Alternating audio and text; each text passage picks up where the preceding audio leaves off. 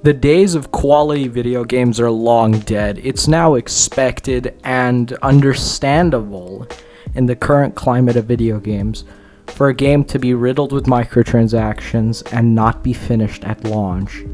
But it wasn't always like this. Games were expected to be completed, polished products whenever you purchased them. What killed good video games? What brought about this slew of unfinished AAA garbage that is regurgitated to us each year? What killed quality video games? I understand that video games are a multi-trillion-dollar industry, and to say that video games do not have a profit to be made in them is stupid. There's definitely a profit to be made. But why did companies stop producing finished games at launch? I remember back in 2015, I got my hands on Skyrim for my Xbox 360, and that game, despite the fact that it was already around 4 years old at the time, was still so fun. It didn't have microtransactions.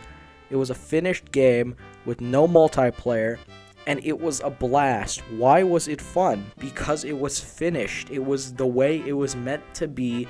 At release, nothing changed. There was expansion added to the game in the form of DLC, but that did not infringe on the overall quality of the game at launch. Let's compare this with a modern title, Cold War. Call of Duty Cold War is an example of companies manufacturing games by the year. There's no oversight in terms of the quality of Cold War. It was launched riddled with bugs and glitches. The cutscenes in this game are atrocious. Still, to this day, there are glitches. The game is completely unbalanced, and no one seems to care, because it's become ingrained in us that these games are not meant to be finished at launch. Even going back to Black Ops 3, the game was more finished at launch and would launch with Season Pass. That would be the DLC for the game, instead of having this microtransaction garbage. On top of the games not even being finished, microtransactions are created by the devil in order to destroy video games. Again, going back to Call of Duty, COD points were introduced in Black Ops 1 for those who don't know, and what you used to do with COD points is you would bet on yourself in a wager system that was integrated into the game. You would wager on gun games or one-shot, one-kills, and you would earn the COD points for that. Winner takes all. Now, COD points are being used to purchase these corny, dumb skin packs. And we can thank Infinity Ward for creating a economy around COD points that in certain scenarios gives players unfair advantages. Looking at skins for Warzone, we can see skins like Velikan, which are almost entirely black, give players a distinct advantage hiding in corners throughout the game. We can see with weapon blueprints, when a weapon launches, most people don't want to grind for it. So what will they do? They'll shell out another $10 to Activision so they can buy COD points. We have just created a system where in a $60 game, I am now paying money to have an advantage. Is this a $60 game, or is this a mobile game I got off the App Store? The person who invented the Battlepass was incredibly smart. Epic Games was incredibly smart. And I know I'm deviating a little bit here, but this is another way that video games have become extremely corporatized and become games as a service rather than as a game. Because companies have now realized that they don't need to charge $60 for a game, and that people are more likely to download their game for free and spend $15 every other month to get a Battle Pass system. Not only does that Battle Pass system make them money directly by them buying the in-game currency, but it encourages people to play the game for longer. Playing that game for longer means that you're more attached to it and are more likely to spend money on the game. It started in Fortnite, and then it transferred to PUBG. It then transferred to Call of Duty, of all places, and is now in games like Rainbow Six Siege. Why is it in every game? Because companies have realized that it works. Epic Games has proved that you don't need to sell a finished product. And I don't think that they were the first ones to sell unfinished games and then update them later in time. But they definitely revolutionized the industry of games as a service. The main lesson to be learned in this section of the video is that corporatization has turned games from video games that you would buy to play into games as a service, an investment over time on top of your original earnings. Companies are using this now as a way to sell unfinished product. And personally, I don't see this changing anytime soon. If there is an active player base in a game, companies will be investing in these microtransactions because they know that people are well accustomed to the idea of paying money on a game that they already paid for. But it could be worse. I am going to say we have made significant strides in improving on our microtransaction systems. If you guys remember a few years back, we were suffering from something called the loot box apocalypse, where people would be buying essentially in-game slot machines and putting all of their in-game customization and their in-game progression on RNG. Games like Overwatch still have it, and I really think that Call of Duty both made innovation in improving player choice as well as making money for themselves, because they definitely have made a ton of money selling their skin packs and selling their operator bundles, which has its own downsides, sure, but it did used to be a lot worse. So that's something positive about this side, but it won't be positive for long. Pro League. Companies are so interested in getting their games to become competitive esports. And why is that? Because there's money to be made in esports. If I'm not making myself clear, the games industry and everyone in it, all of the big names, are in it for the money. It's not about the consumer, and it's not any clearer than in esports. Esports players are treated like royalty in these games, and I'm going to use Siege as an example. In Rainbow Six Siege, the operator Goya, which has some of the lowest pick rates in the casual gaming community, is now receiving a humongous nerf. Huge nerf, and I know a lot of you who watch me play Siege. Does Goyo need a nerf? Is Goyo a problem in the main circle of casual players?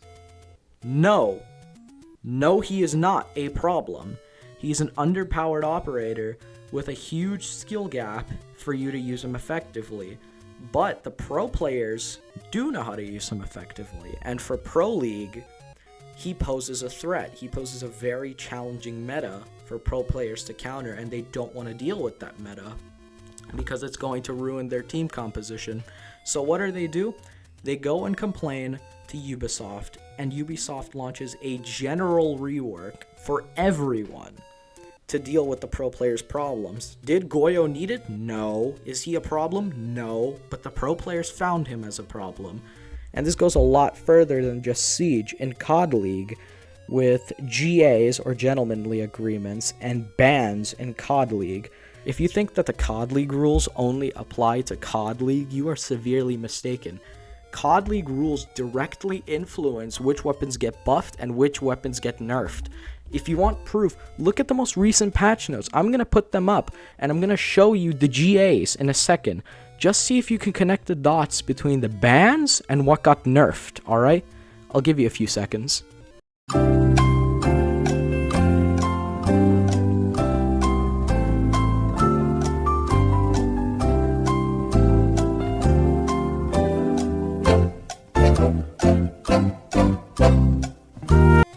Did you see it?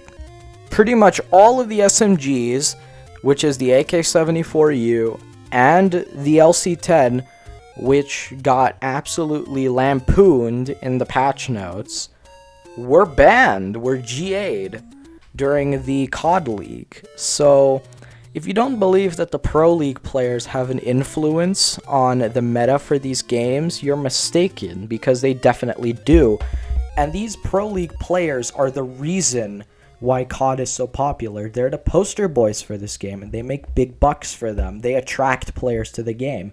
Players like you and players like me don't bring that to the game. We're not bringing new people into Call of Duty. So honestly, these companies don't care about us. They don't care about players like you or me. They care about their bottom line. And these pro players are the ones who are going to go and compete for millions of dollars in stadiums. So, of course they're going to listen to them, and they're going to put the meta that they want. The most obvious solution to this would be to have their own build, and I've been saying this for the longest time. All Pro League games need their own separate build for the casual players, which is what 95% of the player base is, and the top 5% who go to compete in tournaments get their own special build to play on so that they can play with other pros. I don't see why this is such a big deal. Why does Siege need to nerf Goyo? Why does Siege need to remove the withstand from Zofia? Why do these changes need to be made for the general population? Because the general player base doesn't find these as issues. They're not issues to them.